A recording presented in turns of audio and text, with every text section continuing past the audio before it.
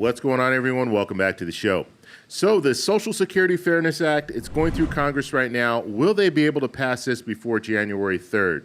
And I'm going to tell you why they need to pass it before January 3rd, because if they don't, then we'll see no increases to Social Security benefits, and they'll have to start all over again. So that's what we're going to talk about in this video. But first off, you guys can do me a favor. Please like the video, and if you're watching this video and you want to see more content like this, please consider subscribing to the channel. Okay, so I'm going to walk you guys through pretty much where we are currently and what needs to happen. So currently the House voted and they passed the Social Security Fairness Act. Now this is to eliminate weapon GPO. So if you guys don't know that, I've done some extensive videos on weapon GPO. So if you guys want to check those out, I'll have a link at the end of this video. And so getting back to this illustration, the House passed this bill, and this was overwhelming, 327 to 75. Now we should note, when it comes to the nays, we had 71 Republicans and 4 Democrats. And the reason that I'm saying this is because let's say we don't see this get passed by January 3rd. Then what that means is we're going to have a new Congress come in, and we have a new Congress come in, we're going to have Republicans controlling both the House and the Senate. So they'll be able to determine what comes onto the floor.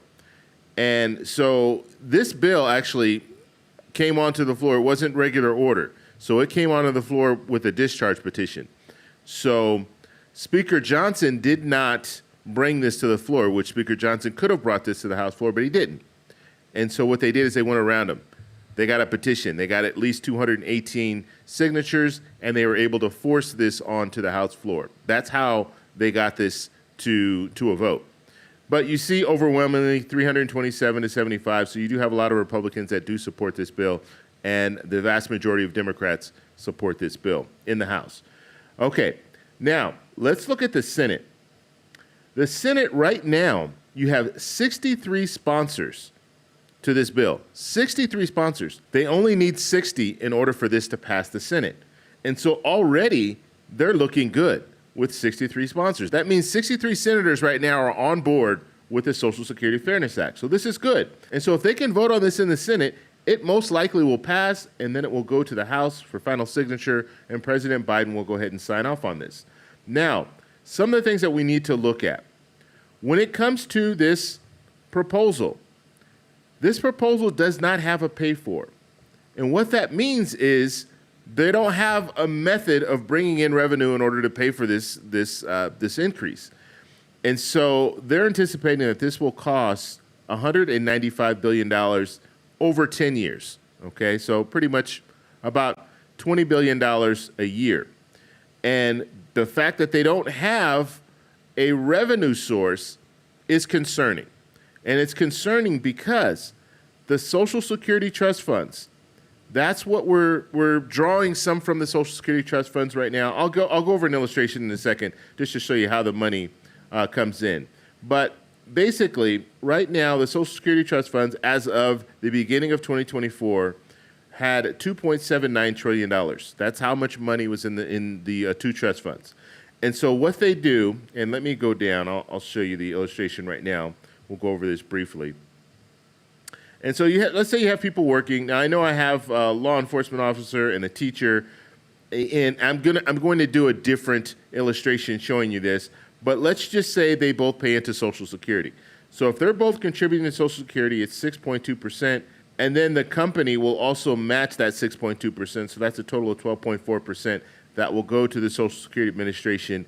They put that money into the trust funds, and so that's where we have that $2.7 trillion. And then the money goes out to pay beneficiaries, okay? And so you have the payroll tax at 12.4%. All of that goes to pay out benefits. And then the trust fund will take a little bit. They'll offset. So to pay benefits out at 100%, right now the payroll tax at 12.4% is not enough. And so that's why they're drawing on the trust fund. And so the trust fund is slowly dwindling because you're taking a little bit every month to pay out benefits. And so that's how this all works. And so if we go back up here and we start looking at the fact that you have about $20 billion that's going to be coming from that trust fund every year, $20 billion more that will be coming from that trust fund every year, you see the trust fund eventually will run out of money. And they're estimating right now it'll be about 10 years. And once that happens, then everyone receiving Social Security benefits is going to see a cut of about 23%. Okay, now, I want to be clear. Right now, even without this, even if we're not looking at eliminating weapon GPO, we're not looking at this additional $20 billion, the trust fund still is being depleted because they're taking money from the trust fund just to pay out those benefits. And so whether they pass the Social Security Fairness Act or they don't pass the Social Security Fairness Act, we're still going to see money coming from the trust fund to pay out benefits because we're at that point now, okay? So this bill will have an impact on the trust fund, but it's not going to have a major impact because there's money still coming out of the trust funds. Okay, and just to show you here, when it comes to Social Security spending, we're looking at about $1.46 trillion in 2024. Okay, that's how much money Social Security is going to cost. And now another important thing to note when it comes to Social Security, this money is not coming from the general fund. It's coming from the payroll tax. Okay, that's where the money's coming from, there and then the trust funds. So Social Security is not adding to our national debt. Okay, we're not running a deficit when it comes to Social Security, the payments, because the money is set aside. It's there. We're able to pay for at least the next 10 years. We're able to pay at 100%. And then when we get to that 10-year mark, if Congress hasn't acted and reformed Social Security, then yes, we're going to be looking at a shortfall, or we're going to need to pull from the general fund in order to pay out benefits at 100%. Okay, this is what I really want to focus on too. So now it's in the Senate. So what happens next? What are we going to see? So as I stated, you have 63 sponsors, which means that this could pass very easily because they'll get the 60 votes that they need. Susan Collins and Sherrod Brown are the co-sponsors of this bill in the Senate. And so what's also important to note, the Senate has what they call a jam-packed schedule. They need to vote on funding the government. Okay, as you remember back in October 1st, they had to fund the government before October 1st, so we're going to see a government shutdown. So what do? They kick the can down the road to December. So now they're going to need to address that. Disaster relief, that's something else that they need to address. And then defense spending.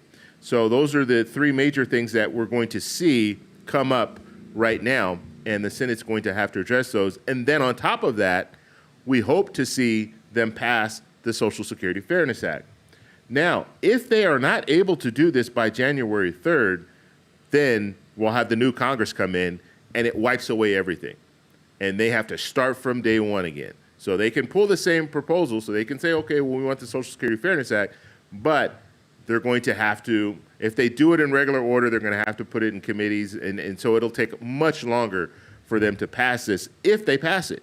Because like I told you before, we saw a discharge petition. So that's the way that they passed it the last time, at least in the House. And so if Speaker Johnson doesn't want to bring this to the floor, then they're going to have to do another discharge petition in order for this to happen. And so in a nutshell, they have the votes in the Senate, which is good news, but they just need to bring this to the floor and vote on it. If they bring it to the floor and vote on it, they'll most likely get the 60 votes. I don't see, if you have 63 sponsors, you should get 63 votes because they're already sponsoring the bill unless they've changed their mind, which I don't think they have because they're still sponsoring the bill, okay? And this bill does not have that pay for. So they can't make that argument. You are going to have some senators that are going to say, well, it doesn't have a pay for, so we're not for it because of that reason. We think it's a good bill, but we need to find a way to pay for it. We have 63 sponsors that are okay with the fact that it doesn't have a pay for. Now, in the future, they need to reform Social Security. That's going to be something else that they're going to need to take up.